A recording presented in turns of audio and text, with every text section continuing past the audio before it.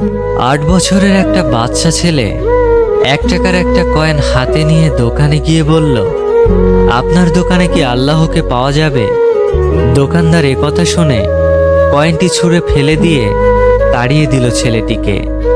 ছেলেটি পাশের দোকানে গিয়ে 1 টাকা দিয়ে চুপচাপ দাঁড়িয়ে রইল। দোকানি বলল, এই ছেলে, 1 টাকা দিয়ে কি চাও তুমি? ছেলেটি বলল, আমি আল্লাহকে চাই, আপনার দোকানে আছে? দ্বিতীয় দোকানদারও তাড়িয়ে দিল, কিন্তু অবুঝ ছেলেটি হাল ছাড়ল না। একটার পর একটা দোকানে ঘুরতে লাগলো।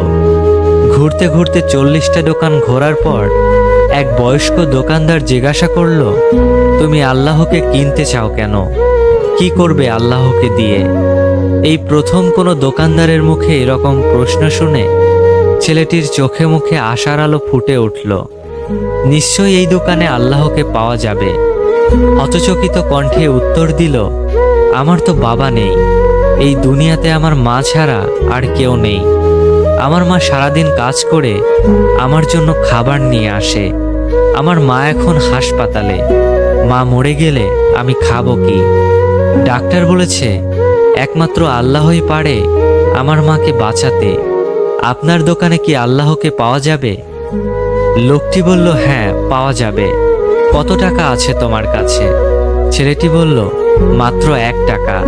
তিনি বললেন, সমস্যা নেই, 1 টাকাতেই আল্লাহকে পাওয়া যাবে। দোকানদার বাচ্চাটির কাছ থেকে 1 টাকা নিয়ে খুঁজে দেখল 1 টাকায় 1 গ্লাস পানি ছাড়া বিক্রি করার মতো কিছুই নেই।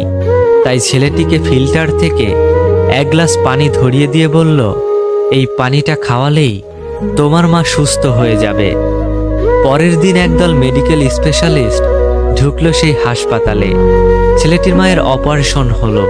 খুব দ্রুতই তিনি সুস্থ হয়ে উঠলেন। ডিসচার্জের কাগজে হাসপাতালের বিল দেখে মহিলার অজ্ঞান হওয়ার মতো অবস্থা। ডাক্তার ওনাকে আশ্বস্ত করে বললেন, টেনশনের কিছুই নেই, একজন বয়স্ক ভদ্রলোক আপনার সব বিল পরিশোধ করে দিয়েছেন, সাথে একটা চিঠি দিয়েছেন। মহিলাটি চিঠি খুলে পড়ে দেখল, তাতে লেখা, আমাকে ধন্যবাদ দেওয়ার প্রয়োজন নেই, আপনাকে তো বাঁচিয়েছেন স্বয়ং আল্লাহ, আমি তো শুধু ওসিলা মাত্র। বরং ধন্যবাদ দিলে দিন আপনার অবুঝ বাচ্চাটিকে, যে 1 টাকা হাতে নিয়ে অবুঝের মতো আল্লাহকে খুঁজে বেরিয়েছে। তার বুক ভরা বিশ্বাস ছিল একমাত্র আল্লাহই পারে আপনাকে বাঁচাতে। এর নামই বিশ্বাস, এর নামই ঈমান। আল্লাহকে খুঁজে পেতে কোটি টাকা দান খয়রাত করতে হয়।